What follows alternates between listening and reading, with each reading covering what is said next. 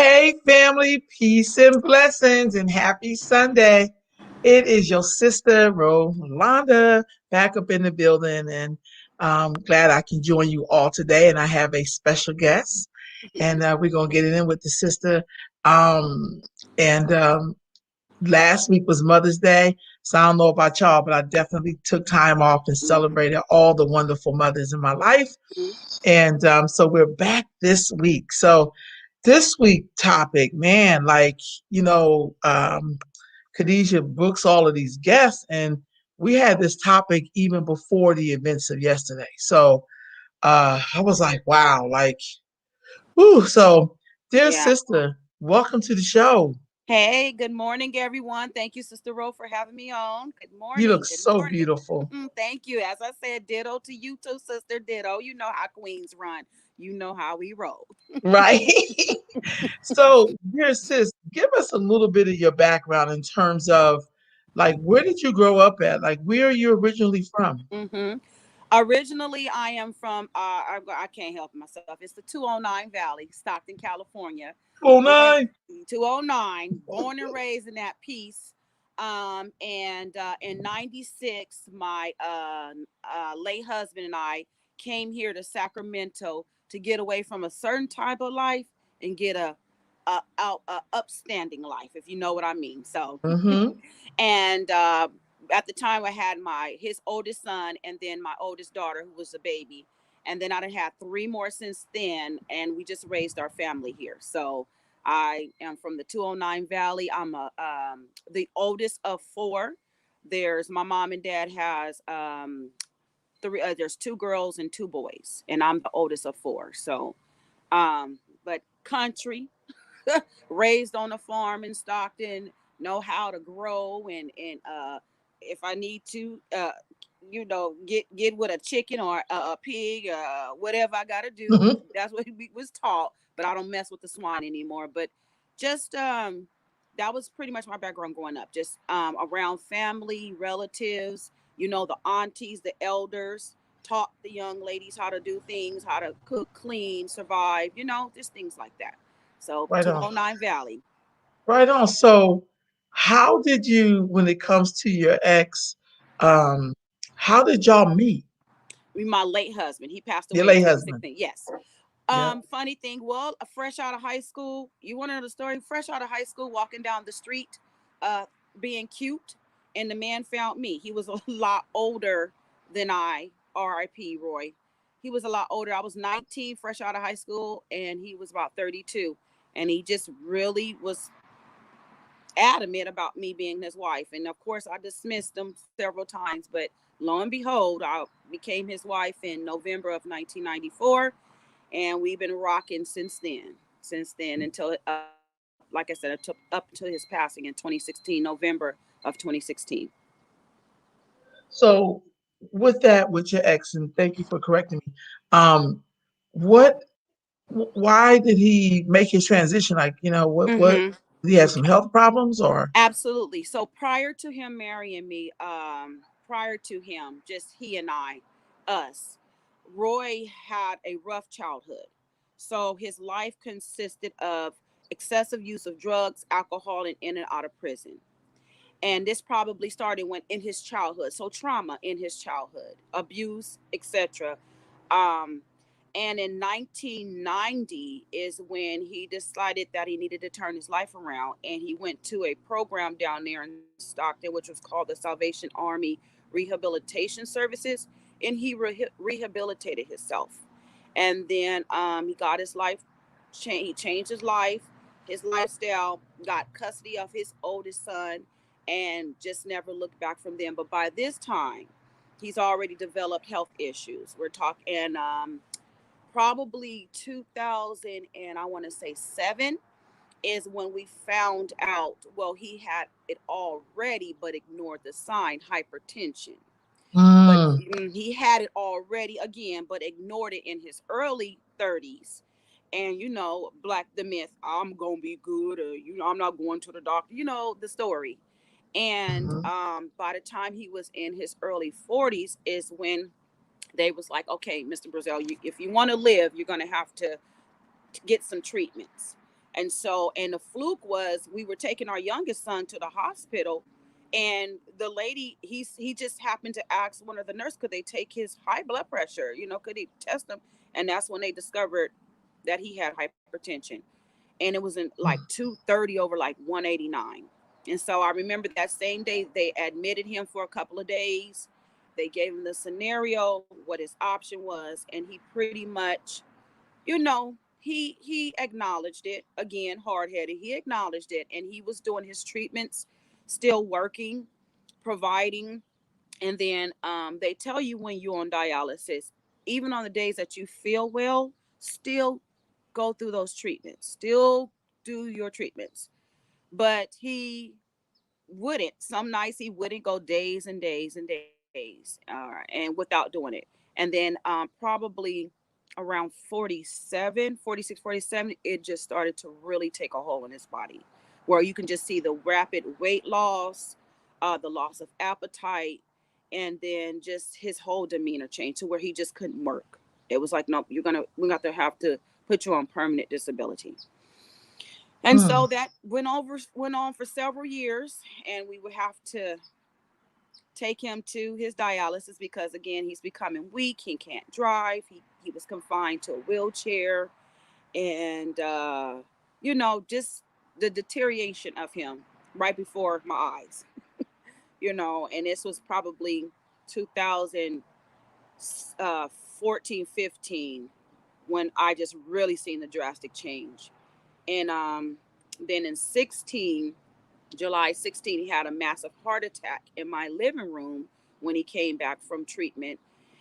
And I remember reviving him because I was like, you're not going to leave me with your 4 children. You said I didn't have to raise them by myself. And that, again, my kids are halfway grown, but still, you told me I didn't need to raise them by myself. He was going to support. So I revived him. He went into, they transported him. The ambulance came and found a faint heartbeat, and then they transported him to the hospital, and they shut his body down for a couple of days to preserve his organs. And then I remember at one particular time a doctor saying that he wasn't going to make it and we should consider pulling the plug. And I remember firing that whole team because you're not going to tell me black people don't pull plugs. We Right. fight to the end. And this is the my husband of over 20 years and the father of all my 4 children. I'm going to do what I need to do because it's my job. And so I got a new team, and eventually he was able to come out of that induced coma, that coma, and we rehabilitated him, and that was in July. But then October he went back to the hospital, and it was just all downhill from there. And he knew it. The problem was I wasn't accepting of the transition because he knew he was transitioning. And it was the one moment when he looked at me and said, Shania, it's gonna be okay. And that Shania, it's gonna be okay meant you need to let go and let what's supposed to happen happen. So I did.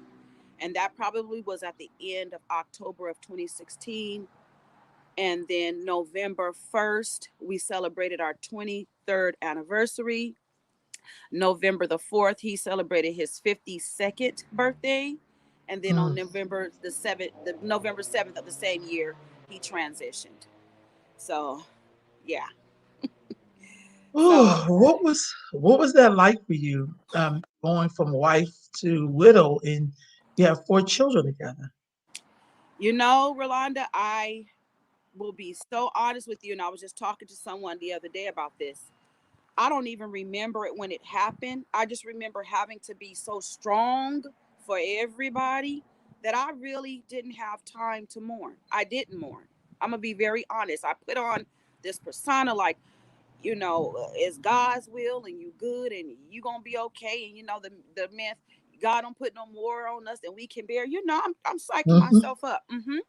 And I was acting out and just aggressive and mean and not even knowing it and not knowing that it was part of my mourning.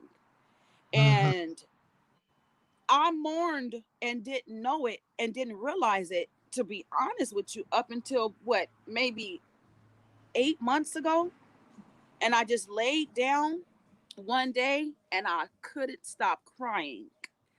And I was like, where is this coming from? And then just it was just revealed your morning. Plus, it was right after. Yes, it was right after my I lost my dad in November of last year.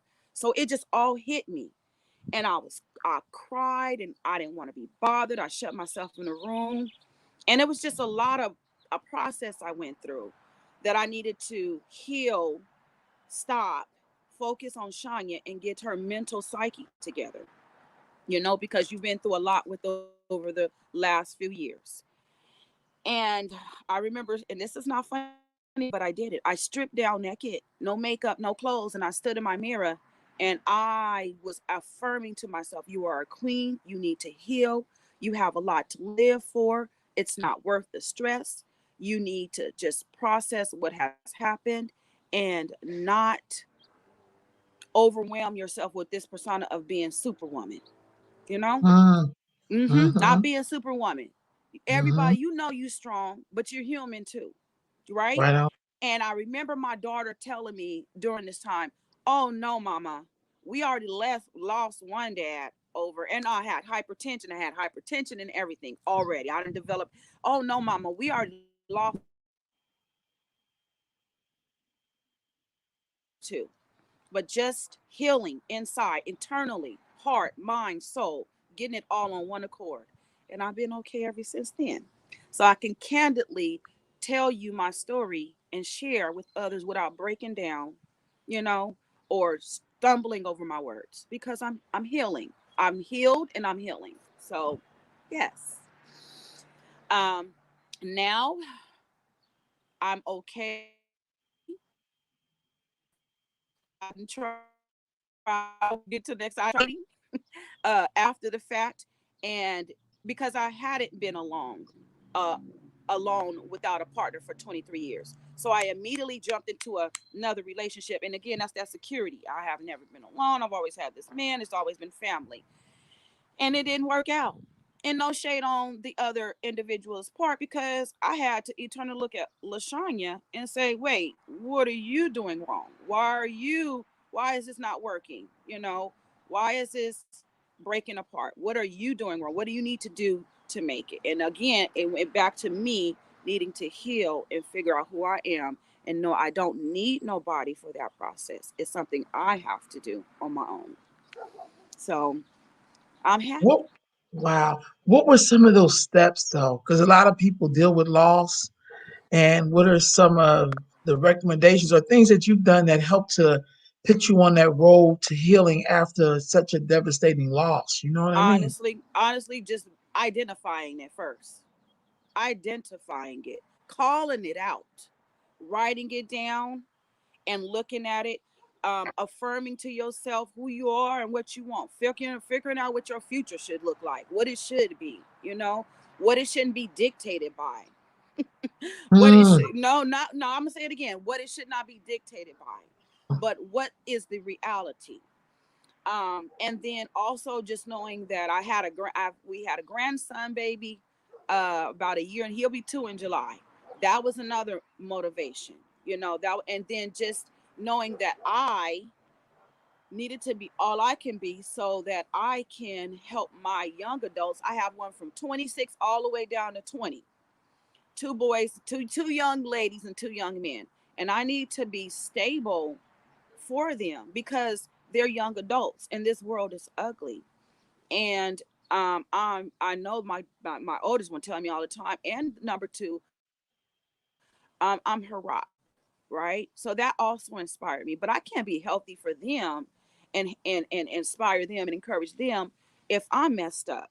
If I'm mm, fighting mm. trauma and mourning and loss and anger, I can't feed into them positive. So again, that was another motivation. Those were steps. Getting my mental together, taking time. Going, if I would just go to the water, Rolanda, I would just go to the water and sit there. Fortunately, I moved into a place with a pool. I would just sit out there for hours by that pool. Coloring is another thing I like to do, and I did. And then a lot of people don't know this, but I write. I stopped writing. I write. I can write poetry. And those were steps I took, and just a lot of reaching out to my ancestors and speaking to them, and just being quiet in spaces to where I can hear what the message, the subliminal message that needed to be said to me to get me through the process. And I still do it right now. I still do it right now. So yeah. Is there anything that you do with your children in terms of the memory of the loss of your husband? Mm-hmm. Funny thing you mentioned that. Number one, that's my oldest daughter. She has. I gave her daddy's ashes. Okay, because she Mm, was daddy's baby. I gave him. I finally was like, okay, daughter, you can have them, because she every year, around that time, she have these moments, or she'll just call me, and she has frequent dreams about daddy, and then she'll say, daddy came to me, and so I said, okay, I gave those to her so she can have him in her space, because she lives in her, she can have daddy in her space. And I said, daddy protects you, um for her. So that's what I do for her. Number two, she pretty much, is okay, but she has a voicemail that her daddy left her before he passed. So I guess in those moments she'll listen to that voicemail, right? Number three, I just had it was probably about a month ago. He called me and he was crying. And he was like, Mama, I know daddy was sick, but what happened? Because I guess he knew daddy got sick. He just didn't know how. What led up to it, because it never was talked about, you know? And so I had to sit down with him for almost 3 hours, and we talked. We talked about, you know, I reminded him of how he is, the characteristics that he have of his father. I had to mm, remind him.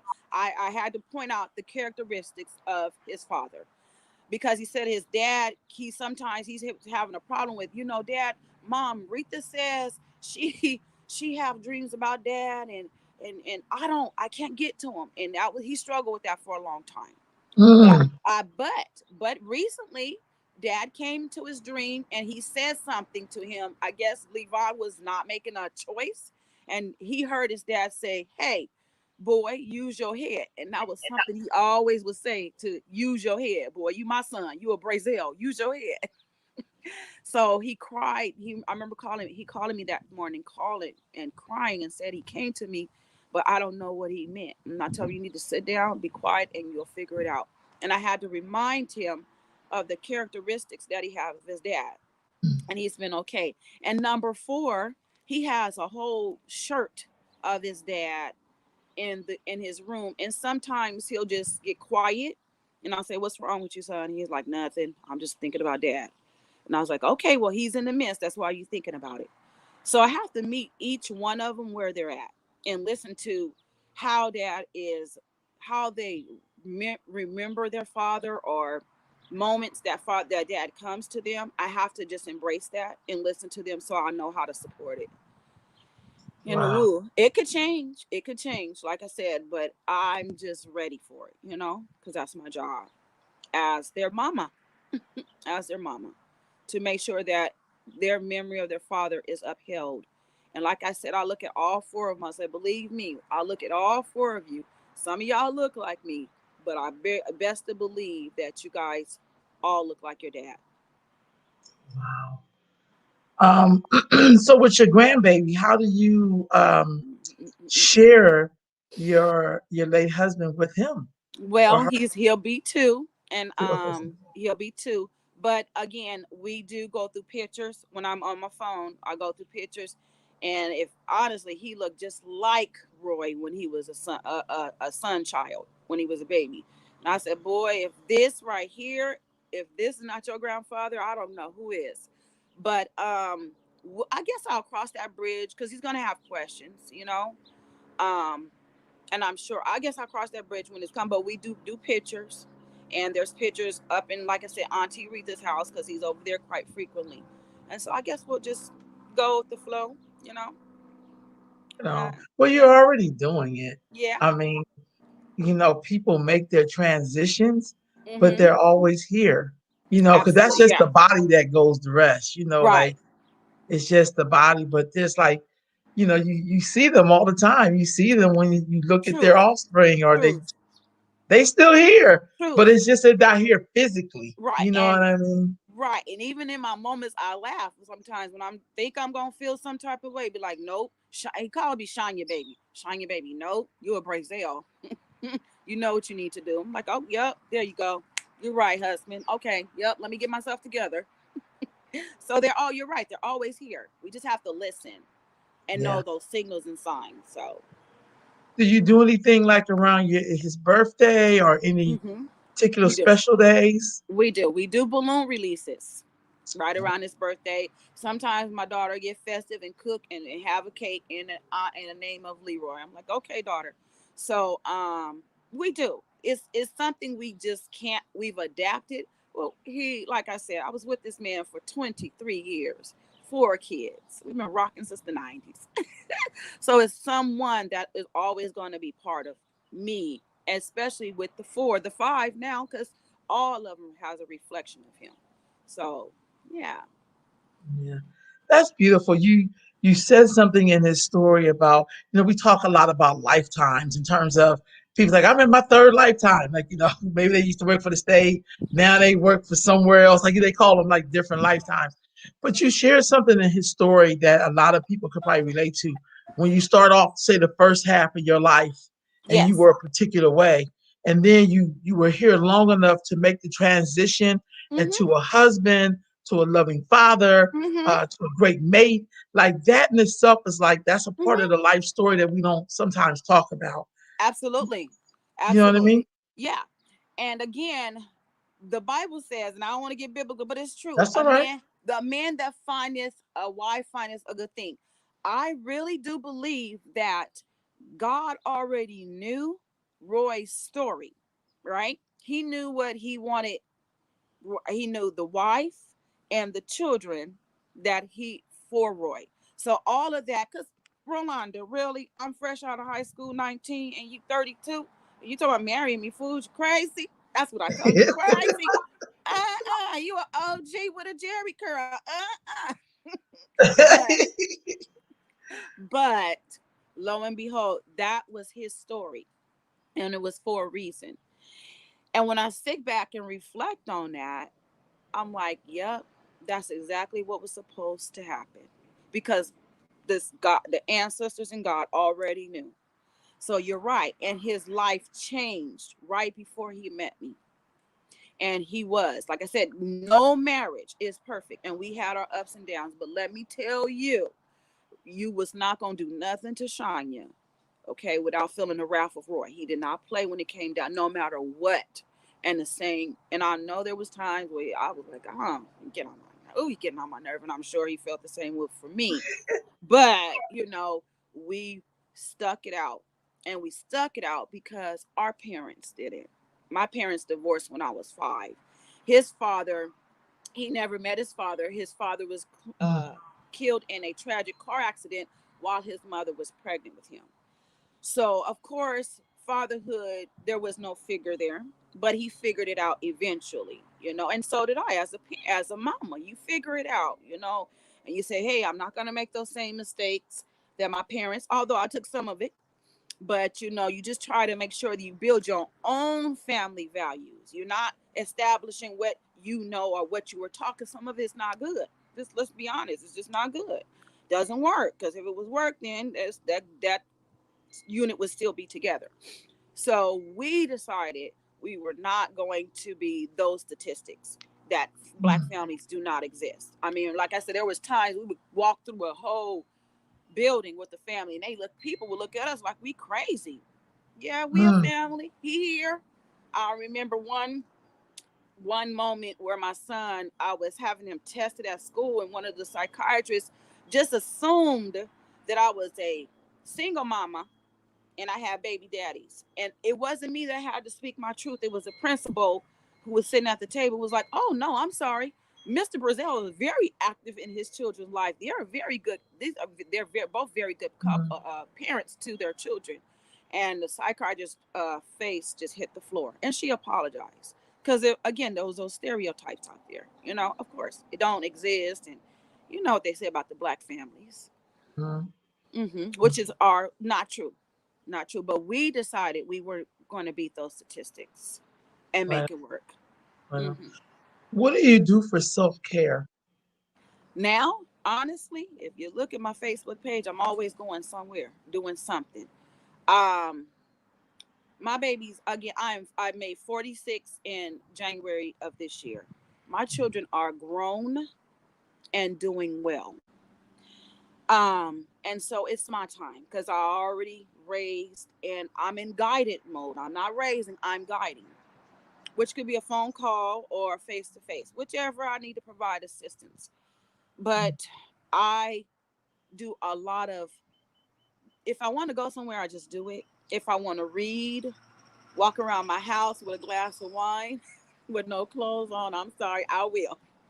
Whatever I feel like doing for self care, I would do it. If I sporadically want to go out of town, just to go, I don't care if it's to Stockton, to Lodi, just take a drive, I will do it, you know? And just to remember that who I am and how important it is to take care of my health, which means you got to have self care to do that. And the one thing I can say is, I love Black Mothers United, her health first. I love those ladies over there. We have mental health days. And believe me, those sisters over there, if one of us is stressed and they hear it, they're quick to say, take a day off. No, take a day off because we I hear it. know, And we need you to be right. We need I y'all to be know. okay, right? So that's pretty much what I do. If I know I'm getting there and I got to take a day off, it's understandable. But I try to be, what is it, proactive and not reactive with the self care, because we don't want it to get there and then, oh, I got to do self care. That it doesn't work that way. You got to continuously have those. Yes, Tony, BMU rocks. You got to continue to do those acts of self care to keep yourself sane. Wow. So, sis, as we wind down the wrap up, because I have to drive to San Francisco. so, what advice would you give to someone who has just lost a loved one? What advice would you give them? Please mourn, and mourn as much possible. If it takes you 4 or 5 years, mourn, process it, and know that it's okay to cry, yell, shout, cuss, lay in the bed, eat ice cream. I don't care. Just make sure you mourn. Do not hold it in. Do not put on this Supergirl or Black Girl superpower mode or cape, because it will. Again, I told you I had a mental breakdown about 8 months ago. Mental breakdown, and that was not healthy. It could have been worse, but it was not healthy. And it's nothing worse than being in that state and just don't know how to get out of it, and then you have to figure it out. But mourn, talk to someone if you need to. Thank you, Sister Khadijah. Talk to someone if you need to. Write it down. I don't care. Like I say, I keep saying, write it down, scream, yell. I don't care. Just make sure you mourn, and if and pray, whatever. Just make sure that you're able to process it and that it's healthy. That so that you can be healthy mentally. Do you have any suggestions for families? Ha.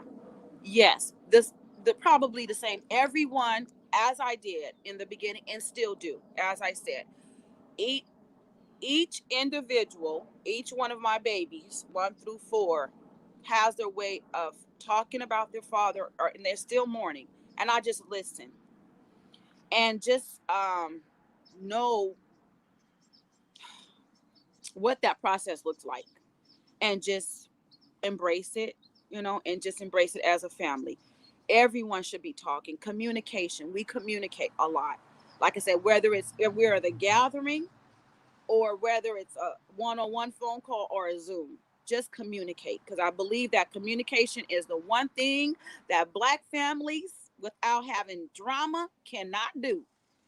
We don't know how, but it's a tool that's necessary. It's a tool that's essential. It's a tool that's healthy to do. Effective communication is what is advice I would give, families. Well, I'm not saying sis, I gotta have you back because I mean, this ah, is I gotta have you back. Let me absolutely. tell you why. I think we need to talk about ACEs. That's Yes. number Oh, one. I right. think we need to talk about trauma Yes. and how it impacts our community in particular. Mhm. You know what I Mhm. mean? Not the Mhm. people who are inflicting it, but Right. the people who are living it. And Absolutely. how do we talk about our history without repeating it? Right. Huh. Knocking I down think, those curses, putting them curses in the grave. yeah, yeah. And just understanding that, how do I say this? Mhm.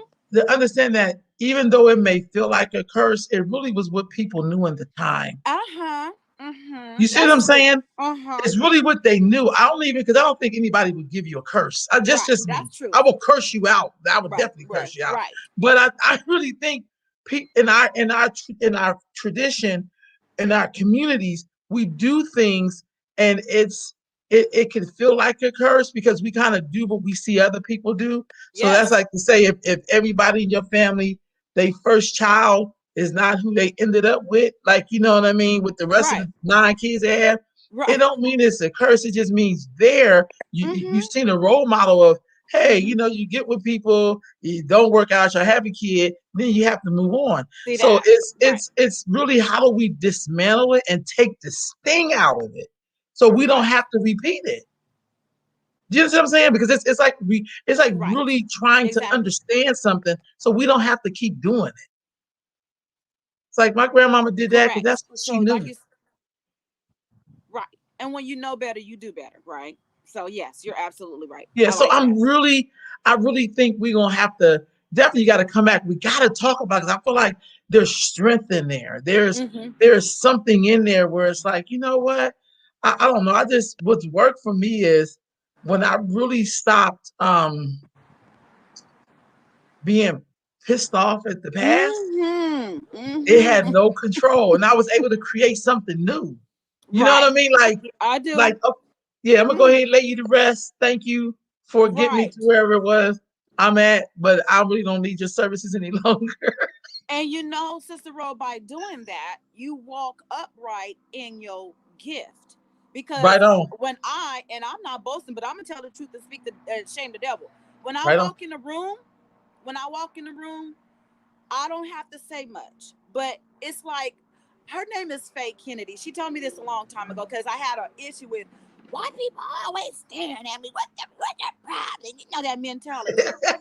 What's and I'm eyeing them back like I see you looking at me. But see that's not what it was. It's Right because you on, have this glow in you, this halo around your head that when you walk in a room you speak volumes without even having to speak. If you on, say something to someone, it's going to be received with with um with grace. You understand? And right not on. taken the wrong way because you have this inner glow. Everybody don't got that, Sister Roy. You know what I'm talking because you got it. You know what That's I'm right talking on, about. right on. Yeah. But when I stopped being that ugly, angry Black woman, and I tell a person, and when I'm passionate, I'm a talk. So don't call me angry and black because you don't even know me and you don't want to see angry and black Shania. That's what you don't want to see. So no, just know when I speak, I'm passionate. But you Right on. two things. You're gonna hear it, respect it, or hear it and walk away. I don't care, but you still heard it. And you're gonna know next time that's not the one to play with. I can't go there with her. But it Right on. doesn't take much. It doesn't take much because we have that glow. And like you said, we laid the rest that ugly, that Yeah, angry you're Black like, woman. because you know it's a trip. And I swear we gonna wrap this up. I Right, feel like when you look back on it, it don't feel good on you. right. But in that moment, it was helping you to get through You whatever it already know. was. Fight You know or what I mean? Like flight. Fight you or know, flight. right, the fight or flight. So you got like, man, because when I look back on stuff, like, man, if I had been in my real right mind, I Well, wouldn't even went through with that. but But it I was did. also a part of my experience. Correct. Correct. Correct. correct. Yeah. You know what I'm saying? And that's probably from mine was from trauma, from childhood trauma. Mm-hmm. I'm not in no sense of shaking, sugarcoating childhood trauma, fight or flight for a long time. But it was also just again calming down and knowing you don't have to do much because you got that inner glow. Embrace that inner glow so that people I don't really meet strangers. I don't really meet anyone that say I don't like her. I Right don't. on. And that's a good thing. So but Faye Kennedy told me that a long time ago. And she used to tell me that was one of my mentors when I moved here from Stockton All in right. 96. And she helped me with my first job and everything. And she used to say, LaShawn, I was in my 20s then. And she was like, the things I'm telling you now, she said, you're going to look back 20 years from now, 20 years later, and you're going to hear my voice in your head. And she said, you're going to pay it forward to the next one. And I do. I do. So very thankful for her as well. That's Queen Faye Mm-hmm. Kennedy. Yes, yes, Always been yeah. very You supportive. already know. That's Faye who she's Faye. always been. Mm-hmm. That's right on, right on. Mm-hmm. Sister, thank you so much. It was my Um, honor. Sister will be reaching out to because we gotta bring you back. 'Cause this gotta be like a Yeah. hotter topic. You know what I mean? Like, I mean, not hotter, but I gotta put some more time on it. You know what I'm Yes, saying? definitely. Because Definitely. it's worth the conversation. You know what I mean? Yes. Like, I feel like Black people have to be in control of Mm-hmm. how they want to deal with their trauma. Absolutely. Other people Absolutely. can't tell you how you're supposed to deal with your trauma, and they the Right. ones who probably inflicted it, you know, Okay. Real inside talk. of the yeah. Real talk. So, Real talk. when is a rapist gonna tell you how you should react to him raping you? You What kind can't. of You can't. You can't. You can't. right? You can't. You can't. I'm sorry. It's not gonna work out. It's not gonna So work out. I think these conversations and just in our community, I feel like that's a part of we need to Mm-hmm. hear each other and to, you know, um, Yeah. respect and love each other because that also is one of the cures is when we hear each other. Correct. Hear communication and hear. Yeah. Listen to hear and not to respond so quickly. Boom. What did they listen and silence are made up of the same letters? Yeah. Yeah. It is. It's Yeah, it quiet. really is. It's And quiet. I It was really is. like, It's that's so quiet. yeah. I was just like, huh. It is. Because both of them you gotta be quiet to do. You got to be quiet. So period. You're funny, but it's true. I like that. Though. I'm gonna start saying that though. I like that. Yeah. It I makes was sense. like, what? See, Yeah. when you sharp, you'll catch with stuff like that. I caught it right when you said like, Sis, thank you so much. Hold the yes, line. Let me just wrap this up. mm-hmm. Family, thank you for joining us today for this conversation. Thank my guest. We're gonna have her back. Um, I want to tell y'all, please be good to each other and be good Yes, with each other. And we'll be back up in the building mm-hmm. next Yes. week. Peace, fam.